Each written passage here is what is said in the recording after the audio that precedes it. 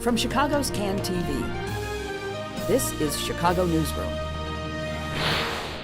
Well, hi there and welcome to Chicago Newsroom here on CAN TV. I'm Ken Davis, another one of these shows where we have two segments for you today. Two segments, no waiting.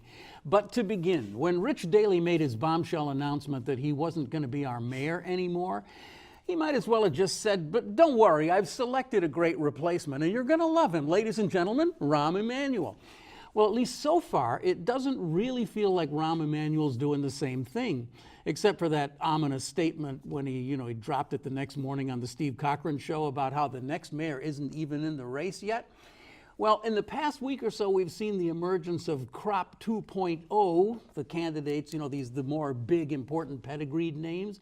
But the question still lingers, is this it? Or is there someone like, Michael Sachs or somebody, a mayoral friend and ally of the richest and most powerful people in Chicago, who just hasn't been fully introduced to us yet? We still are waiting. Well, the guy to ask about all of this is the Tribune's Bill Ruthhart. He's been covering the whole Emanuel administration, joining the Tribune in 2010. He was an investigative reporter for those first couple of years, where he covered, among other things, and talked about on this show the red light camera program and so forth. Anyway, for the last 5 years or so, he's been a City Hall reporter strictly. And Bill, welcome back to the table. Great to have you here. Good to be back. So, shall we begin with that? Is the next mayor of Chicago in that list of whatever it is? I know you have a list of about 15. These are announced. There are right? 15 or so announced right. candidates. Is one of those going to be the next mayor? To be determined, right? What we do know is 3 have gotten in. There are about a dozen challengers before Emanuel said, I'm going to drop out and not go for a third term. So since then, former U.S. Commerce Secretary and former White House Chief of Staff Bill Daley has announced he's running, brother of one former mayor, son of another. Gary Chico, longtime City Hall guy under Daley. Mostly under Daley, though. Right, and 2011 candidate who lost to Emanuel the first time around. He's in. Tony Preckwinkle. And endorsed Emanuel the second time around? Yes, right? he did. And yeah. didn't he say, I'm never going to run? Oh, no, that was Daley. Daley said he's never going to run for public That's office right. again. Yeah. Daley flirted with a run for governor 3 different times. Right. The last time he said, I wasn't ready for the this. enormity of the job. I won't ever run for public office. And here we are watching him run for mayor. So, and then there's Tony Preckwinkle, who's gotten in the race. We've heard of her, yeah. Cook County Board President. Yeah. And then there's another 3 who are seem to be, at least kicking the idea around. Congressman Mike Quigley, I think it's more likely than not he sticks where he is. Cook County Commissioner and soon to be likely Congressman Jesus Chuy Garcia. He seems to be considering it seriously after he finished a runner-up 4 years ago to Emanuel after forcing him in a runoff. And then Illinois Comptroller Susana Mendoza, who can't really say much about how she might want to run for mayor because she's got to win her comptroller race in November first. This job, this mayor job, I mean, it's like you've got 3 people who are destined for really important jobs. The head of Cook County, the congressman, and the comptroller of Illinois. All on the November ballot. All on the November ballot and likely to win all 3 of those positions. And they're kind of like dancing around this like, well, I would give that up in a heartbeat because I really want to be mayor of Chicago. And it was widely understood that Chuy Garcia got sent to D.C. to take Louis Gutierrez's seat because the mayor wanted him out of the way so that he could have a clearer shot. He wouldn't have Chuy Garcia running against him when he ran for his 3rd term. I mean, there's certainly a theory there that hasn't necessarily been proven, but a lot of people believe that, obviously. The field of 12 challengers the mayor was facing was clear of any quote-unquote Latino heavyweight, right? And anybody who knows anything about Chicago politics knows the city's a 3rd white, a 3rd Latino, a 3rd black, roughly. If you can patch together 2/3 of that, you're in good shape. And so Emanuel's working the Latino vote heavily, and obviously the white North Side base that he has, and isn't so popular with African American voters after Laquan McDonald and school closings. So now we got 15 people who could slice or dice that up in any number of ways, and another 2 or 3 who still may get in. This is the craziest that I think any of us have ever seen. I mean, it's just almost like head exploding kind of stuff. So let's begin at the beginning. Why does anybody want this job? Why do all these people want this crazy job when you've got $28 billion in pension debt and you've got intractable violence? And if you're in office for 4 years, the best you can hope is that you'll maybe take some nibbles around the edges of these problems. No one's going to solve them. Yeah, I mean, I think my colleague Rick Pearson and I wrote about this a week or so ago.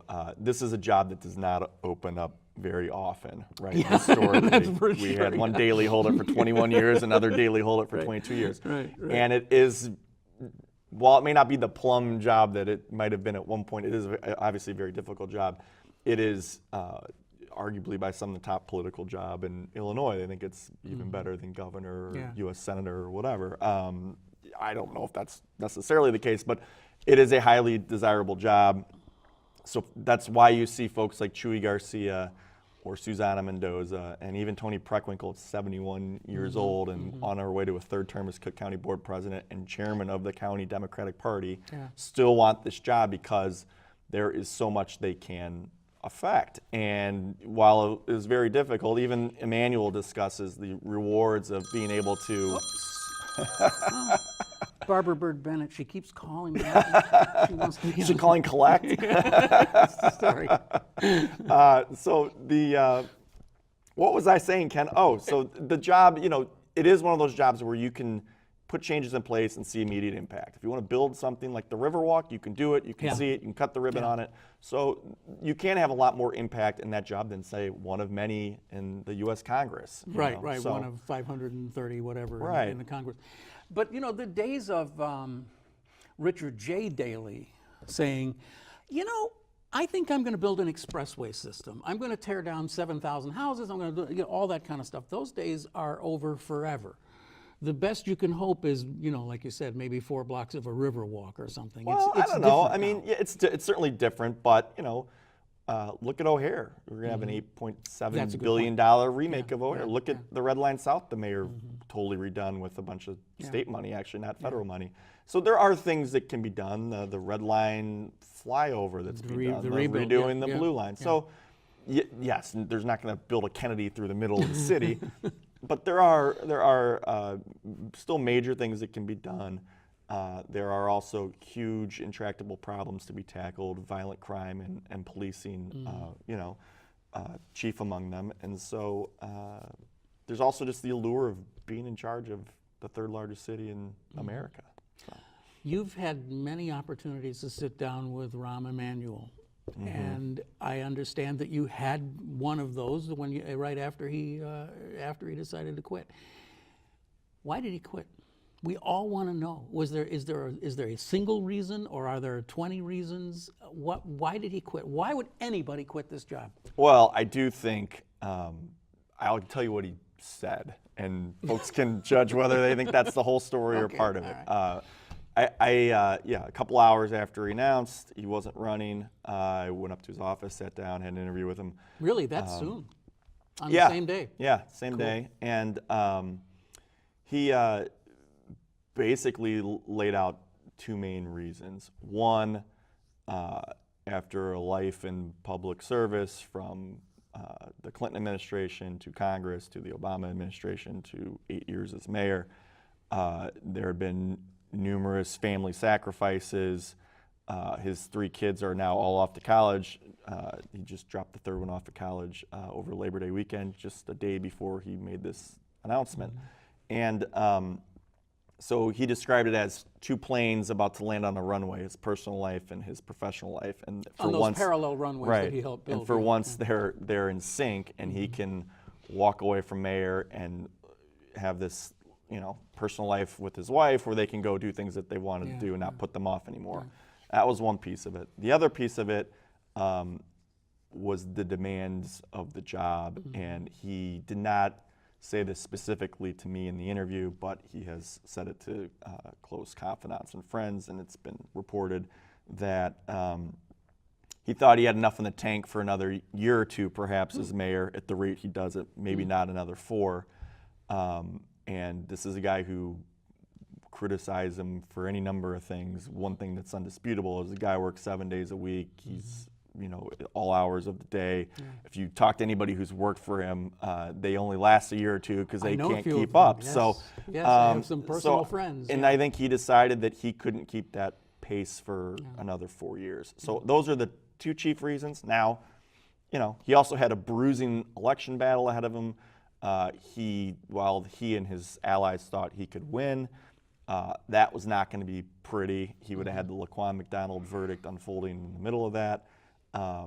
So he would have been in these debates and forums with 11 other people, slinging arrows at him, and that's a tough thing to go through too. And so I guess in the end he just decided he was done. It wasn't worth it to him. We had Troy LaRaviere sitting there in that chair a couple weeks ago, and he said that no, the real reason is this: the men and women who run this city, who own this city, the banks and all those people who have been his supporters and backed him all this time, they were doing their own calculations and they decided that he was going to lose, and so they dumped him. And they told him, "You can't run. We're going to find somebody else." They fired him.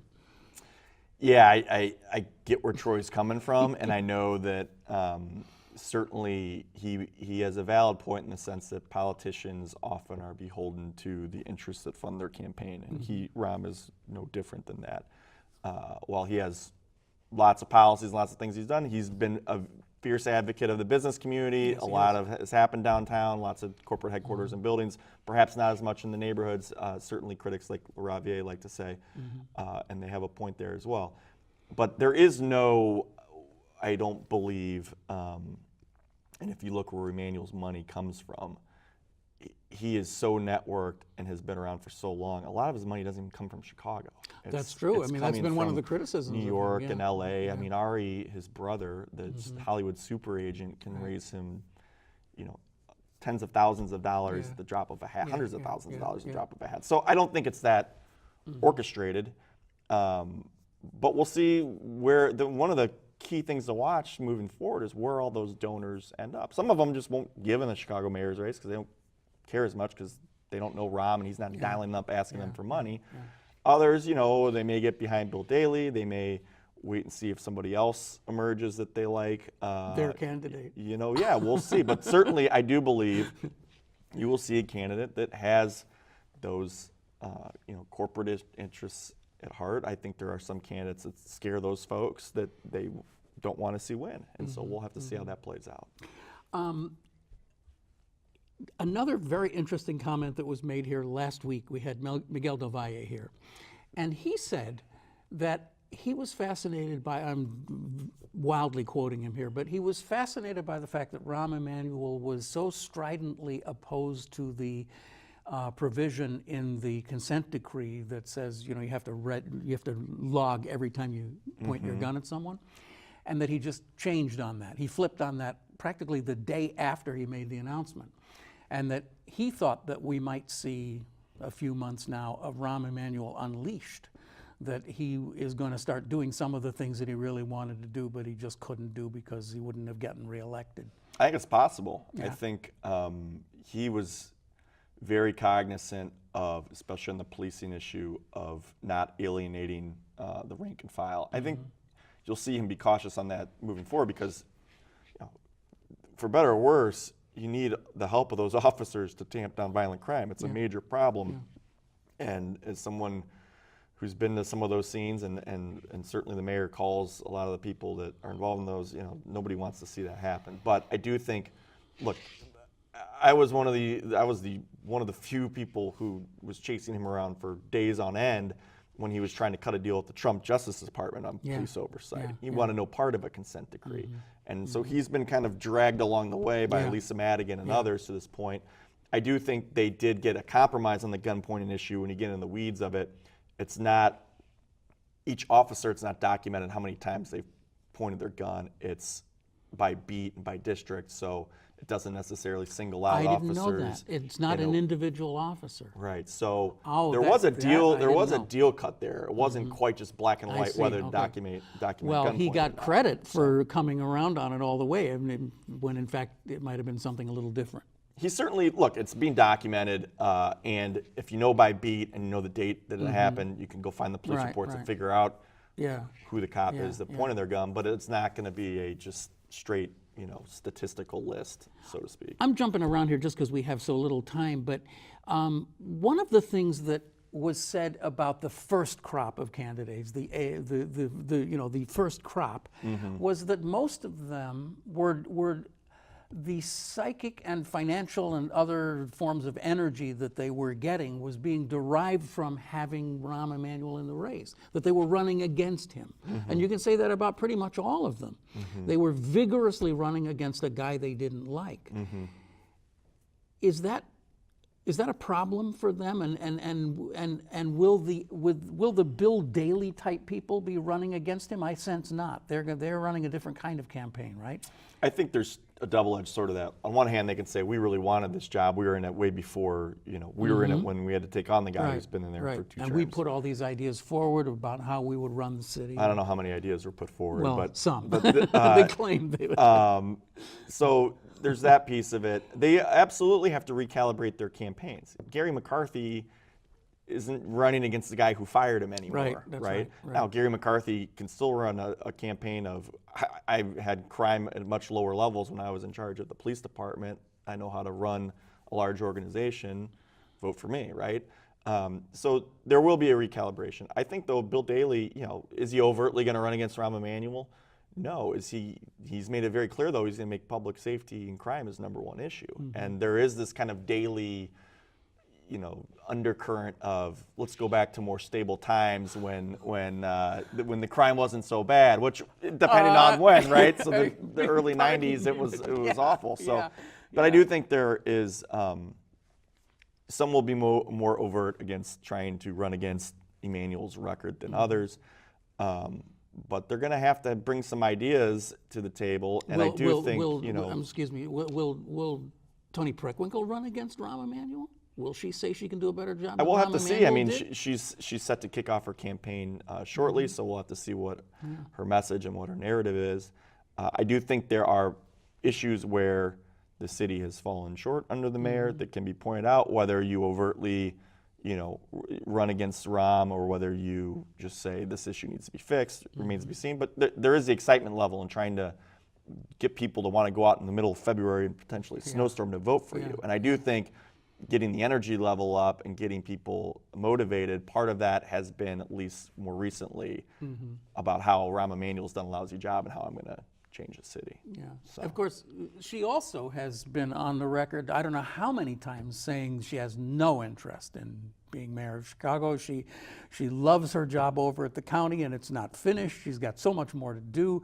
And, she's getting a little older, and she's just not interested. But suddenly she's interested. She's very interested. And if she were to win and hold the county chairmanship, that would be the first mayor to have that kind of power since Richard J. Daley. Since Jay, yeah. Now, the party machine is hardly what it used to be. It's not the same. But, I mean, she's got any number of issues to explain on why she's changed her mind, and we'll have to see what she says. If you were asked quickly to name the 2 or 3 of Rahm Emanuel's biggest mistakes, what were they? I mean, and I know you're a reporter. I'm not asking for an opinion, but things that we can objectively say were really missteps in his administration. Well, certainly #1, and I don't know that anybody who has even worked with him would dispute this, is the handling of the Laquan McDonald video, fighting for nearly a year against the release of that video. It probably did more damage to him than... Well, certainly. I think early on in his tenure, there's...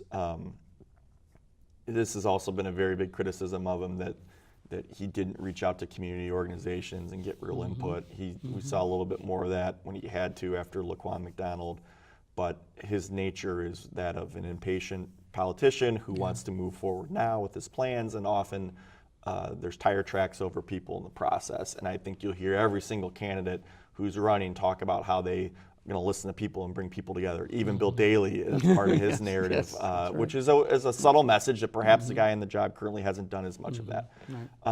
So that's more of a style thing. The school closing, some people, again, necessarily don't criticize the fact that they had to be closed because of under-enrollment. Obviously, some do, but the manner in which it was gone about and lack of input. So, I mean, there's, any number of different areas that any mayor who's been in office in 8 years and dealt with the kind of issues that have come up are going to have some areas where I thought something that I thought would be really instructive to whoever, whether they're on that list or not, you have to be really cautious in your first few days, because one of the things he did that was just really dumb was closing those mental health clinics. I don't know what the savings was. It was, you know, a couple of $1 million in the budget, right? But in so doing, he set himself up with something that he's worn around his neck for 8 years.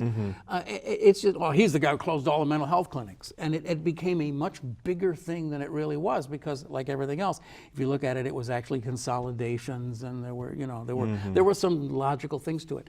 But it's what people perceive you're doing that's every bit as important as what you do. Right, and explaining the decision and why you're making it and what the issues are is a big part of it, instead of just running roughshod. So, I think that's true. And there were so many of those moments when he really just came off as being authoritarian, as you say, in the closing of the schools with those hearings, those sham hearings. I went to some of those, and that was painful. That was just really painful. People standing up there almost in tears saying, you can't do this to me. And there's like this panel of people sitting there just not paying attention. They're just kind of writing things down. Anyway, those are, I guess what I'm trying to say is this is an incredibly bone-crushing, complicated job. And you have to always be projecting a sense of that you care about people and you're listening to them. And he learned that lesson. He really did learn it, but he learned it a little bit late, I think. Looking at the other side, what do you think have been his legacy accomplishments? Are there a couple of things in particular, things that 10 years from now we'll be looking back and saying, well, you know, that was a really good thing Rahm Emanuel did? It's hard to say because it's to be close. continued on part of this, but certainly, I mean, he made some very difficult decisions on the city's finances, and this is not a sexy topic for folks, but and the problem is not fixed. It's been stabilized some. You know, he had to raise property taxes by record amounts and a whole host of other fees and nickel and diming here and there to shore up these 4 pension funds that were grossly underfunded under his predecessor, Rich Daley. So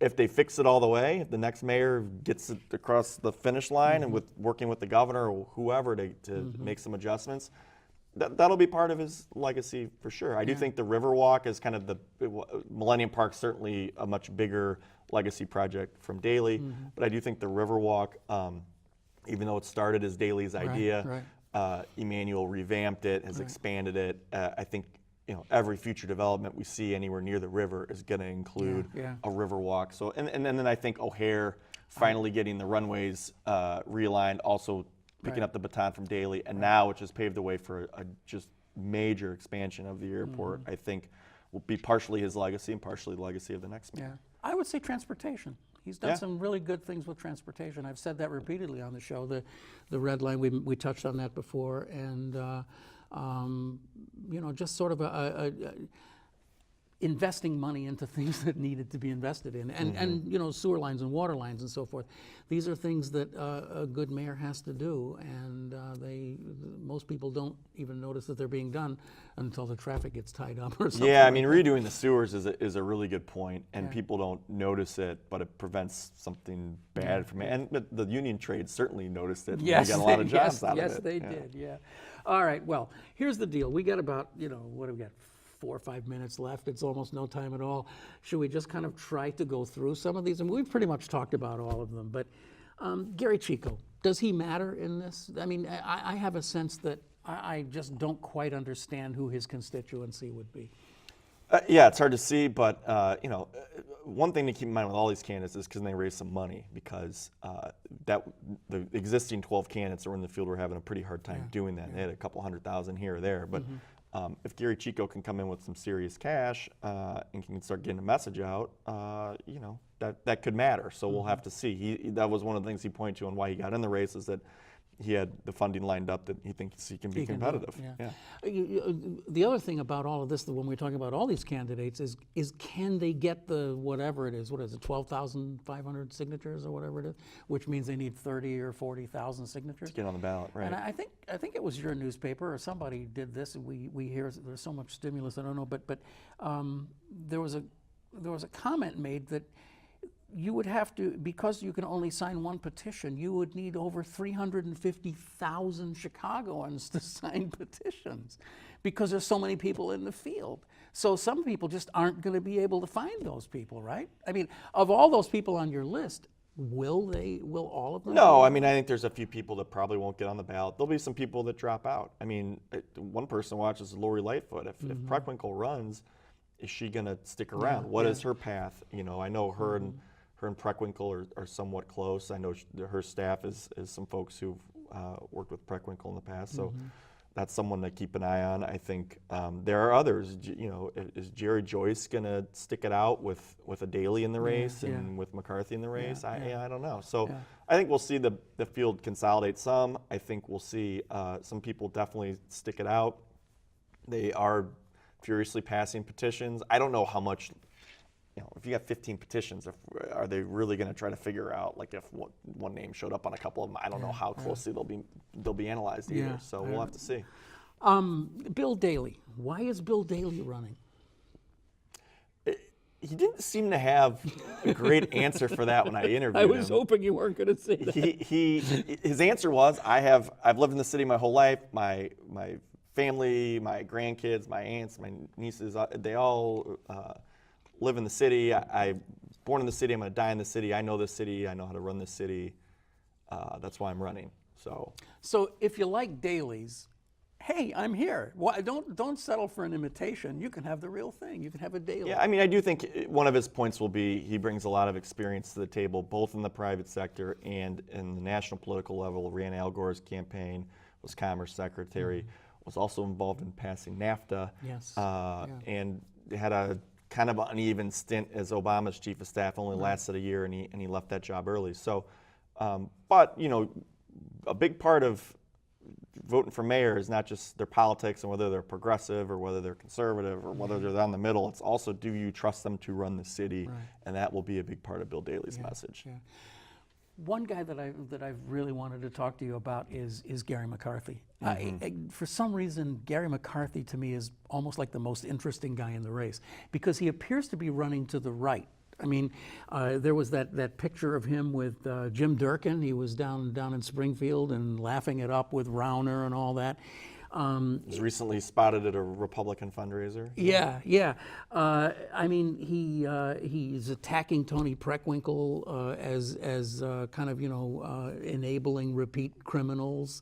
So he's definitely taking that. I mean, he's obviously sort of pro-police, but he's going after that kind of quiet conservative vote in Chicago that I've always believed is way bigger than we think it is. Well, if you look at previous elections, there's 18 to 20% of the vote in Chicago is Republican. Went for Trump. And so, yes, he's definitely making a play for those folks. He's also, though, he'll toss out some policy ideas that pull away from that. For instance, he supports the teachers union's idea of having schools with the wraparound services. I think the play for him is he's running toward the right. He's hoping to get that 18 to 20%. And some other folks, he has very high name ID from his time as police superintendent, that's enough to get him in the runoff, kind of like winning a Republican primary for president, and then you go to the center to win in the fall. I think McCarthy's trying to make that same play. Get in the runoff, and then I can figure out what the landscape looks like, who I'm against, and perhaps recalibrate my message then. I just bring that up because of all the candidates, there's something a little bit more fascinating to me about him. Not that I'm saying, that it's not an endorsement or anything like that, but there's just something about that campaign that has an energy to it that others I'm not seeing as much. Well, he's got a lot of experience in front of the cameras, right? I mean, this is a guy who stood up and, for 5 years discussed, issues in the city and homicides and crime, and so he's very comfortable.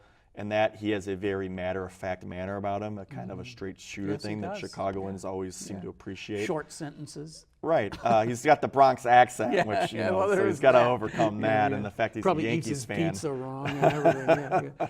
And we don't have time. We've run out of time. But also, I just kind of, I feel like Troy LaRaviere has brought so many interesting ideas to the fore, but I just don't think he hasn't had the ability to get to rise above the noise floor.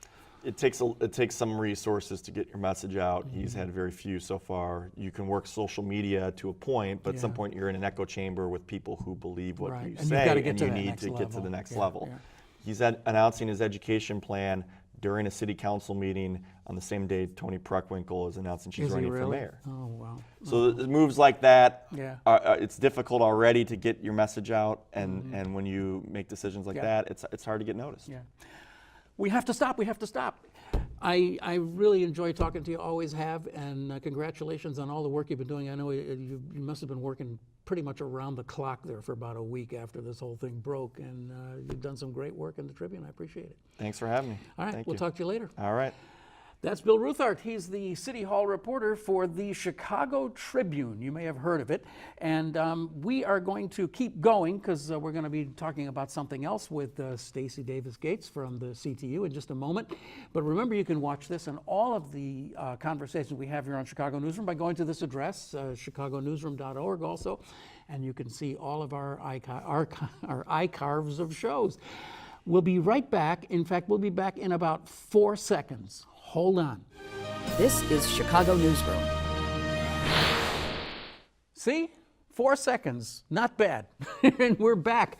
If you were in Chicago on May 23rd, 2012, you probably remember the news footage of thousands and thousands of red t-shirt clad teachers and staff marching down Michigan Avenue. I remember it. I'm sure you do too. They had just heard their new union leader, Karen Lewis, deliver a fiery speech of defiance against the new mayor and his allies at the Auditorium Theater. A defiance that was going to lead to a major strike and ultimately a hard-fought contract.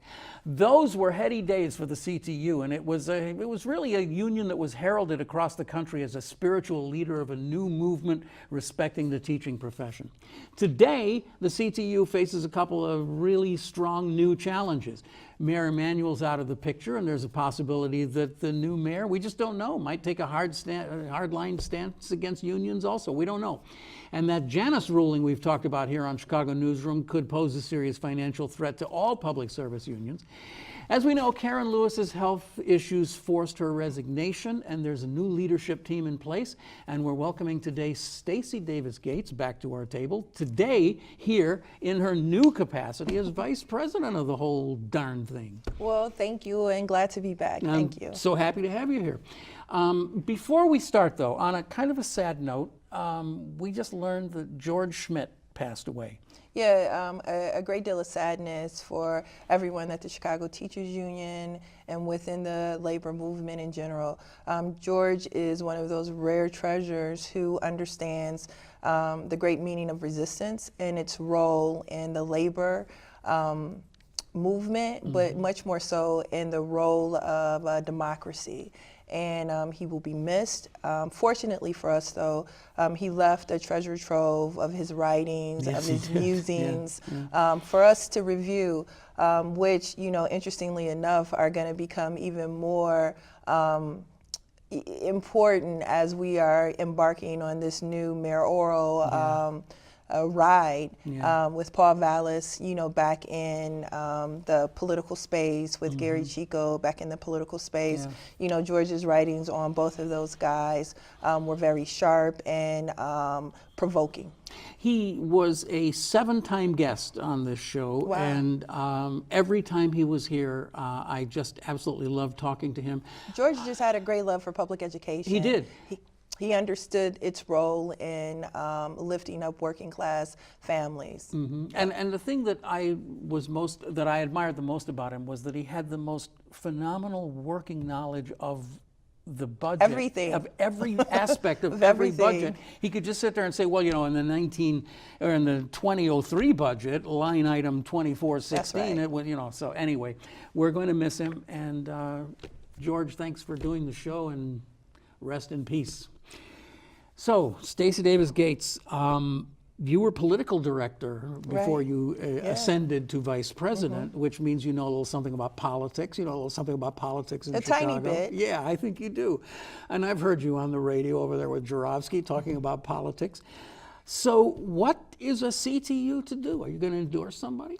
Oh, I'm absolutely sure that our members will push for an endorsement. I was with a group of high school teachers yesterday, and that was the first question: are we going to endorse? And I throw the ball back to them: who do you want to endorse? And so we started talking about the candidates that were out there. But the sharpest turn in the discussion was our teachers are very clear about what they need, and it's new leadership that we're going to get. They were very clear about the role that they've played in making Chicago more democratic. I mean, just think about it. Back in 2015, our members pushed for and received the first ever runoff in the history of this city. And now they are faced with the awesome accountability of, selecting and endorsing someone who will reflect what's needed in Chicago. We're obviously coming up in a contract year. We're going to be negotiating a contract.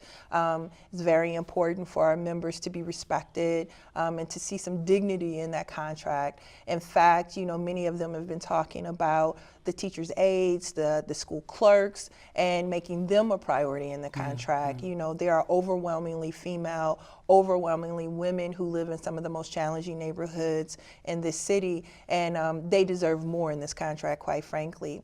They're also very clear, though, that this contract has to reflect the issues that they are faced with in the school building. Obviously, funding is going to be a huge struggle in this fight. Governance, they want a greater say. They want communities to have a greater say in that. And they're clear about being able to bargain over things like class size.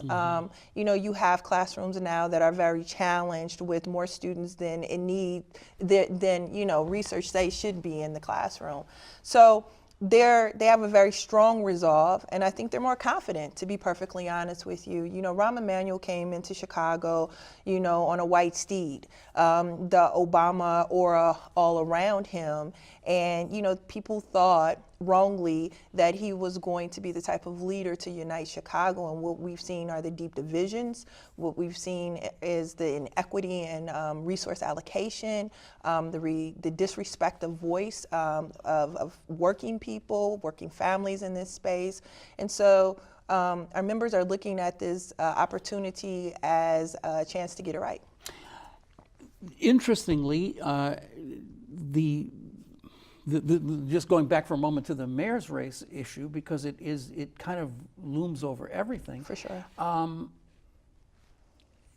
There must be some thought amongst your leadership about whether there is anybody in the race that you would really prefer to see as mayor. I mean, I just don't know. I think that, for example, Gary McCarthy has endorsed your well, whatever he's endorsed, but he endorsed something about you. Well, most of them have. Yeah. Most of them see our platform as mattering. There's not a mayoral candidate worth its weight in salt that won't endorse an elected school board, that will not capitulate to lower class sizes, who will not say that we need more resources in our school communities. One of the things that Karen Lewis and Jesse Sharkey did when they were the top two dogs there is that they were able to articulate very clearly to Chicago the needs of the school community and how those needs mirrored the larger community's needs, the disinvestment, the lack of voice. And Chicagoans identify with that by and large and believe that students deserve those things. We tell people all the time that our working condition are your children's learning conditions, and that those things have to be righted in this moment. Again, like the actual exercise of democracy right now is utterly amazing. This wasn't our reality in 2011. Rahm Emanuel came through and that was kind of it, right? right? Now candidates will have the ability to provide voice to a vision for the city. Quite frankly, if you don't have candidates talking very seriously about putting forth an agenda that is going to make rich people pay more, then you don't have an agenda. Our city is in need of revenue, and under Trump, you know, the top 1% are getting, you know, more and more because of the tax breaks that they have received as a result of his administration. That's not a good thing for maintaining public service anywhere in this country, and specifically in Chicago. Who among the candidates for mayor do you think really understands those things and would be willing to work with you to frankly be more favorable to your views than Rahm Emanuel was? Well, first we got to get through 18. You know, I think the sexiness of 2019 and the Chicago mayor's race is kind of obscuring the obvious. First, we got to get Bruce Rauner out of here. And I think that our members would be very happy to send him packing on his way. You know, just like I know that Bruce Rauner was very influential in Rahm Emanuel's administration as it related specifically to public education. So to get that guy out of there, you know, will mean a lot to our members moving forward. So, you know, there's a very strong push amongst our membership to make sure that they get to the polls and that they vote Bruce Rauner out and make sure that Illinois has an opportunity to right the wrongs of the last 4 years. How are you reading that right now, the Rauner campaign? Oh, I just think it's in a tailspin. You can't figure out what he wants to polling be that indicates for. that? I mean, he's double digits down. I think that the televised debates will allow more people to engage on a deeper level and remind them, quite frankly, that we have a gubernatorial race happening that is actually very important to the city of Chicago.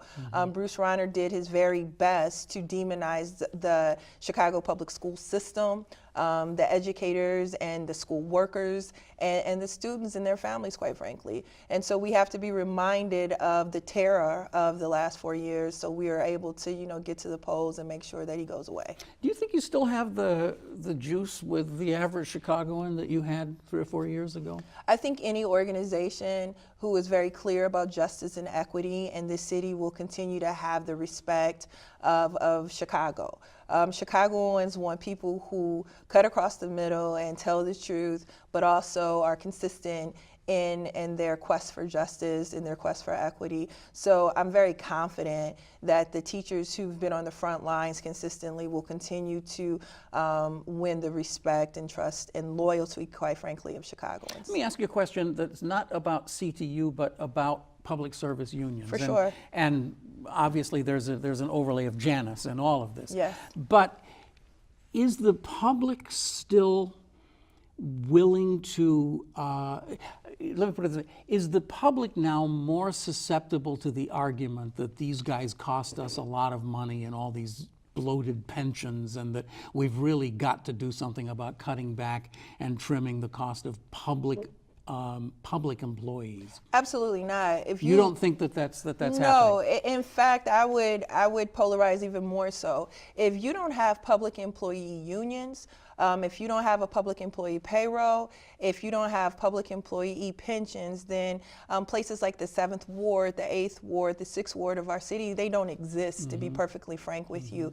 If you look at the fact that privatization has done more to destroy the very fabric of this city, we would have that conversation in a very sharp way. Black people, women in particular, have benefited the most from public employee spaces because they were able to obtain a reasonable standard of living. They were able to get a mortgage. They were able to retire with some dignity. The problem is not the bloated pensions. The problem is that we don't have enough public employee jobs in this city right now. Austerity has done a number on the Black community. Austerity has done a number on the wealth of women in this country. In fact, I will double down even more. We're going to need something like a Marshall Plan. We're going to need something like a Great Society in Chicago. I think the next mayor has got to think about governing in a way that seeks to be additive, not seeks to figure out how to work with less and cut more or consolidate. Rahm Emanuel did that and he failed tremendously. We have to have someone with an LBJ or FDR outlook on how you rebuild communities like North Lawndale and Inglewood, and make sure that jobs are available to communities that have been disinvested in. The overall effect of Janus on all public employee unions is something we still don't really know. It's still too soon. But I've read published reports that you guys have lost 300 or so members. Is that? No, we haven't you lost have not? three. No, Okay. not at all. In fact, we're under 20 in that respect. And then that was negated by the fact that we've actually organized more members into the union in this period. So I would say That's what I was going to ask Right. you about. Is that you know we've talked to other unions and one of the things that they're telling us is that they've seen it as a great organizing tool, that it's actually quite the other way around, that it actually is a way to sort of juice up the people who you in your own membership. Right. Well, so we are an organizing union. We've put a tremendous amount of resources into making sure that everyone that works in our building sees themselves as organizers. We've put a tremendous amount of development into our delegates and making sure that they understand that they too are organizers. That being said, we've talked about Janus and the reality that you have a billionaire governor, Bruce Rauner, who put a tremendous amount of money into a program to basically steal wages, quite frankly, away from women and people of color. Janus is a threat to women, their ability to maintain independence and financial stability. Janus is a threat to those of us Black people that are left in the public sector and our ability to have financial stability and some independence in that way as well. So we've actually had an opportunity to have deeper discussions about the influence of gender, the influence of race, and how unionism is one of those things that helps to propel middle class standards of living for both demographics. So I want to be clear. Then you're saying that as a result of Janus, which for our viewers who are not familiar with it, it's a Supreme Court decision that essentially said that if you don't want to pay union dues, basically you don't have to. Right. And so the idea would be that, I mean, let's face it, we know what the real reason is, that if they can undercut the base of unions, then unions will even suffer further than they have been. But unions like yours, I think, perhaps are going to be less susceptible to this than others because you are so activist and you have got your base sort of fired up. But you're telling me that I don't know how many members you have right now. What is your membership? We're over 23,000 members. 23,000. But obviously that number is going down all the time just because we're losing teachers all the time, The right? biggest threat to the Chicago Teachers Union has been Rahm Emanuel's reform agenda. That's been the biggest threat to the Chicago Teachers You've Union. lost members. We've lost members through the 50 school closings. right. We've lost members because Rahm Emanuel doesn't see veteran Black female teachers as assets in their school communities. Our membership loss has been part and parcel due to privatization, the proliferation of the private charter model, the proliferation of closing schools in our communities. That's been the biggest threat to our membership. Janus is an outgrowth of that same white supremacist infrastructure.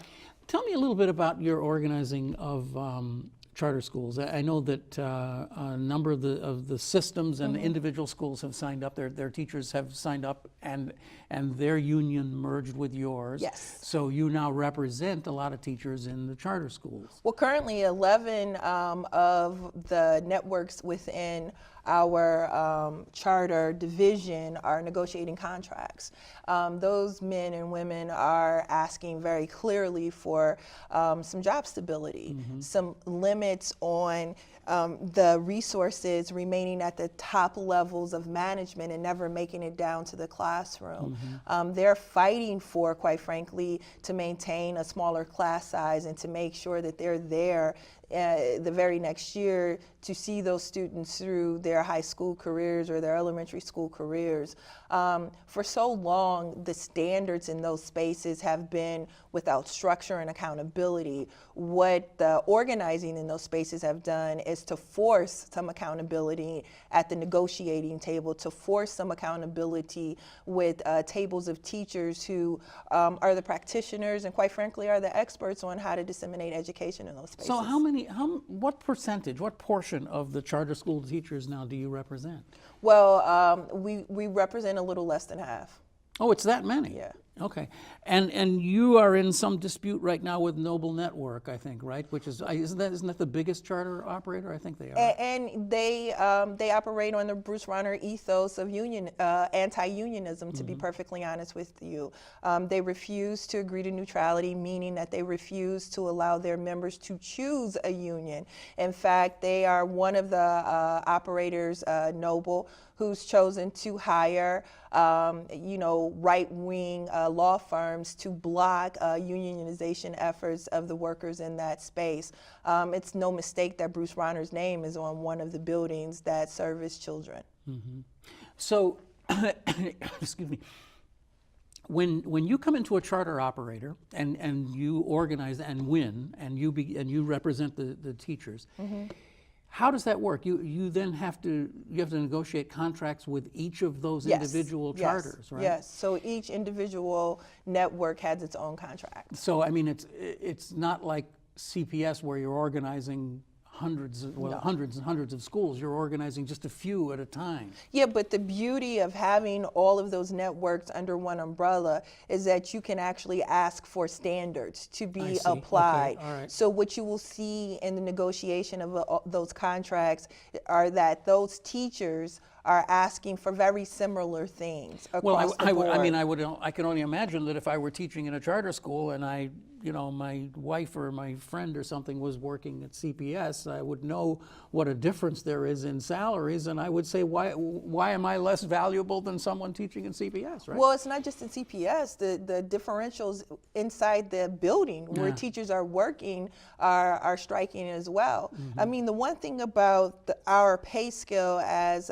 CTU Local 1 members is that you get a pay scale that relates to your years of experience and your skill level and education. Mm-hmm. That's how you're paid. So I don't have to worry about you, Ken, making more money than me because you're a white guy and I'm a black woman. We can see right here, based on our level of education, based on the number of years that we've served, that we have the same scale. But in charter schools, it's very different. Right. In fact, what we have found is that the differential is consistent with what we see in the private sector, that women are often left behind, that men are often given preferential treatment and ladders to administration quicker than women are. So you have to have some standardization, because some of that standardization helps to ameliorate issues of gender inequity. But the whole idea of charter schools was to get around this. That was the whole concept, was we're going to build schools where we don't have all these pesky unions and union rules and regulations, and every time you want to do something you have to call up the union and ask for permission.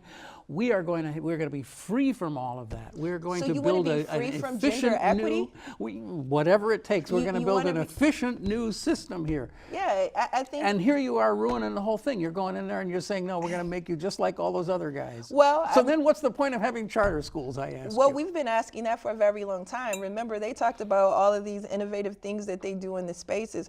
As far as we know, the only thing that Noble Street has done very innovative is be able to suspend students for getting streaks of blonde in their hair or wearing blue shoestrings when they want them to be white. That's not innovative. That's a one-way ticket to the penal system. You know, we know that disciplining students in that way doesn't help them stay in school or provide them with much success.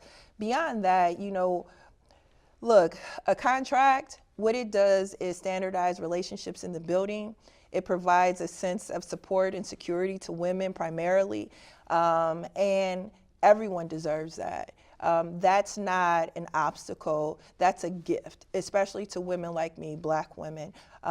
Being able to understand that the value that I bring to the classroom is respected, that I don't have to guess if someone down the hall is making more money than me just because, is comforting. So your union I want to understand this now. You were just elected to the vice presidency, but Yes. that was an election for officers. You are facing an internal election, right? This Your upcoming members spring. are going to vote in Yes. the spring. Yep. There have been reports that there are people within your union who are dissatisfied, and they're saying, enough of this social activism crap already. Let's get down to getting me more money. I want to earn more money I want this to be more like a trade union than a social service organization. Is that true? Well, here's the thing. I'm a history teacher too, so I'm very clear about how a person like me gets on your show and gets to sit here and talk to you, and all of those civil rights marches and movements and rallies and demonstrations, organized labor played a very clear role in supplying resources for that. So I get to sit here because organized labor saw the humanity of Black people, the dignity of women in those moments. So I would submit that unionism, the labor movement, has always had an eye toward justice. Beyond that, some parts of it, but well, then there are other parts of the labor unions and the trades and so forth where it's been America. The exact opposite. So, it's America. It's going to be as imperfect as America is. Absolutely. But beyond that, look, you got to teach a union full of educators. We're going to have lively discussions and debates. We're going to figure out the best way that our union should go.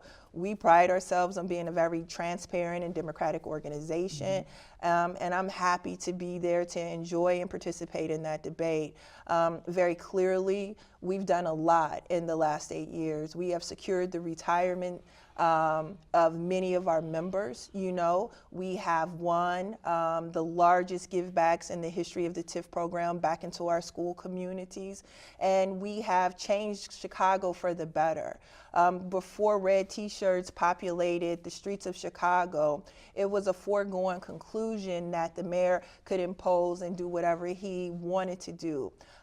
We've sparked action across the country. You see West Virginia, North Carolina, Kentucky, Arizona, Colorado. Yeah, that's true. They're all wearing red t-shirts.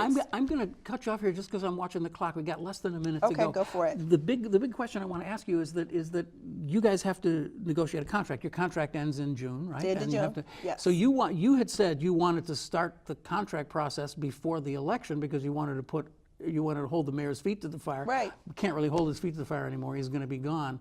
Not until May. Do you think there's a chance that he'll cut a deal with you, that he'll write a contract with you before he leaves? We are. Are you going to try for that? We are going to try to get the best type of contract for our members. That means that means that we're going to do our job, and by doing our job, we're going to work with whomever is there, or we're going to strike whoever's there. Okay. We're just out of time. I'm so sorry. That's but fine. Maybe you'll come back again, huh? I know you're a busy lady, but we'll get you back to talk about some more of the big issues. Very good. Look forward to it. I'm really happy that you joined us today. We didn't get a chance to talk about Gary Chico and Paul Vallis. That was on my list here of things. I'm sure that you're not going to be endorsing them. I'm sure we won't be. Or how about Troy LaRaviere? Now, there's the guy who's He's also a principal. Oh, so you can't endorse a principal? I am just telling you, we're a teachers union. All right. You've been watching Chicago Newsroom, and we want to thank Stacy Davis Gates for being here. And as I said, we hope that she'll be coming back again sometime. This story is not going to go away. We've got a lot more to cover, and we'll be back next week to talk about, we're going to talk about Indivisible next week, and that's going to be kind of interesting too. So stick with us. See you next week with another program. And remember, this is where you go to see any of our archive programs, and we will see you back again right here next week on Chicago Newsroom. I'm Ken Davis. Thanks. Good night. Goodbye. Good day.